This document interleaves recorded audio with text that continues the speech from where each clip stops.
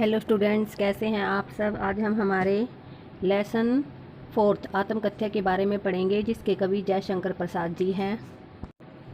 छायावादी कवि जयशंकर प्रसाद जी के अनुसार यह संसार नश्वर है।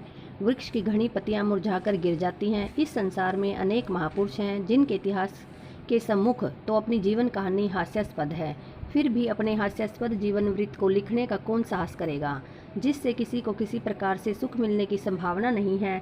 मेरा जीवन रूपी घड़ा रिक्त है, इससे किसी को कुछ प्राप्त होने वाला नहीं है। मेरे जीवन में आया सुख स्वप्न के समान क्षणिक था। इसमें बताया गया है कि जीवन की गाथा ऐसी नहीं है कि सब रस लेकर सुने। मेरे जीवन की व्यथाएं अभी सुप्तावस्था में हैं, उन्हें जगाने का भी समय नहीं है। हाँ जी बच्चों, हमारा पहला स्टैंजा देखिए। मधुप गुनगुनाकर कह जाता कौन कहानी यह अपनी, मुरझाकर गिर रही पत्तियां देखो कितनी आज घनी। इस गंभीर अनंत नीलिमा में असंख्य जीवन इतिहास, यह लोग करते ही रहते हैं अपना व्यंग्य मलिन उपहास। तब भी कहते हो कह डालूं दुर्बलता अपनी बीती, तुम सुनकर सुख पाओगे देखोगे यह गागर रीति। हाँ जी, इसके शब्दार्थ देखिए। मधुप का मतलब होता है भ्रमर या भवरा भोरा। घनी अधिक, अनंत नीलिमा विस्तृत नीलाकाश, असंख्य अगणित। व्यंग्य मलिन खराब ढंग से निंदा करना। उपहास का मतलब होता है हंसी उड़ाना, मजाक उड़ाना। दुर्बलता कमजोरी। गागर रीति ऐसा मन जिसमें कोई भाव नहीं हो, अर्थात खाली गढ़ा। अब इसका काव्यांश का अर्थ देखिए। कवि के अपने जीवन उपवन में मन रूपी भ्रमर गुंजार करता हुआ जीवन की कहानी कह जाता है। कवि इतना तो जानता ही है कि उसके जीवन रूपी उपवन की कितनी घनी पत्तियां मुरझाकर गिर गई हैं। इस उपवन को हरा भरा करने वाली, खुशियां प्रदान करने वाली उसके जीवन का साथ छोड़कर चली गई। इस गंभीर अनंत नीलिमा में असंख्य जीवन इतिहास, इस अनंत विस्तृत आकाश में कितने ही महापुरुषों ने अपने जीवन वृत्त लिखे हैं। उनसे यही प्रतीत होता है कि उन्होंने अपना जीवन वृत्त लिखकर अपना ही उपहास किया है। यह लोग करते ही रहते हैं अपना व्यंग्य मलिन उपहास। या उन महान पुरुषों के जीवन वृत्त के सम्मुख अभावों से भरे अपने जीवन वृत्त को लिख अपना उपहास कराने के अतिरिक्त और कुछ नहीं किया है। तब भी कहते हो कह डालूं दुर्बलता अपनी बीती, तुम सुनकर सुख पाओगे देखोगे यह गागर रीति। यह जानते हुए मित्रों द्वारा जीवन वृत्त लिखने के लिए कहे जाने पर कवि उनसे कहता है कि फिर भी मुझसे अपेक्षा करते हो कि मैं अपनी दुर्बलताएं अर्थात अपनी कमजोरियां, बुराइयां, निराशा भरी जीवन कथा लिखूं। जब मेरे जीवन की भावनाओं से रहित रिक्त मन में यानी मेरे खाली मन के बारे में जानोगे, सुनोगे, देखोगे तो निराशा और दुख के अलावा आपको कोई भी सुख प्राप्त नहीं होगा। सेकंड स्टैंजा देखिए। किंतु कहीं ऐसा न हो कि तुम ही खाली करने वाले अपने को समझो मेरा रस ले अपनी भरने वाले। यह विडंबना अरि सरलते तेरी हंसी उड़ाऊं मैं, भूलें अपनी या प्रवंचना औरों की दिखलाऊं मैं। उज्जवल गाथा कैसे गाऊं मधुर चांदनी रातों की, और खिलखिलाकर हंसते होने वाली उन बातों की। शब्दार्थ देखिए। विडंबना का मतलब होता है दुर्भाग्य, प्रवंचना धोखा देना, गाथा कहानी। इसमें कवि कहते हैं कि उनके जीवन में ऐसा कुछ भी नहीं है जिसे वे अपनी आत्मकथा में लिखें और पाठक उसे पढ़कर सुख का अनुभव करें।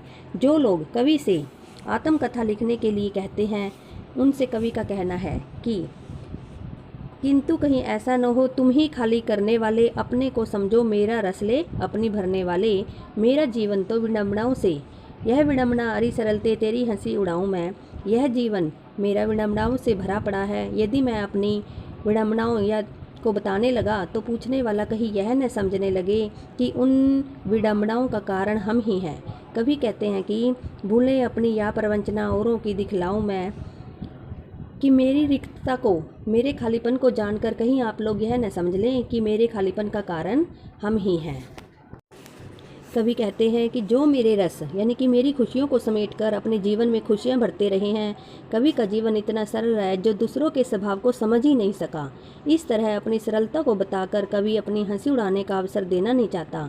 कवि अपनी भूलों को जहाँ भी उसने धोखा खाया है उनको औरों के सामने वह प्रकट करना ही नहीं चाहता। कवि कहता है उज्जवल गाथा कैसे गाऊं मधुर चांदनी रातों की, अरे खिलखिलाकर हंसते होने वाले उन बातों की। कि इस तरह वह अपनी सरलता को बताकर किसी का उपहास का पात्र नहीं बनना चाहता। कवि कहता है कि मैंने अपनी भूलों को जहाँ तहाँ धोखा खाया है और उन कोरों के सामने प्रकट कर मैं अपनी हंसी नहीं उड़वाना चाहता। ऐसी प्रवंचनाओं से भरे जीवन में क्षणिक सुखों की मधुर चांदनी रातों की उज्जवल गाथा को प्रकट करने का क्या औचित्य है। तीसरा स्टैंजा देखिए। मिला कहाँ वह सुख जिसका मैं स्वप्न देखकर जाग गया, आलिंगन में आते आते मुस्कुराकर जो भाग गया, जिसके अरुण कपोलों की मतवाली सुंदर छाया में अनुरागनी उषा लेती थी निज सुहाग मधुमाया में, उसकी स्मृति पाथेय बनी है थके पथिक की पंथा की, सीवन को उधेड़ कर देखोगे क्यों मेरी कंथा की।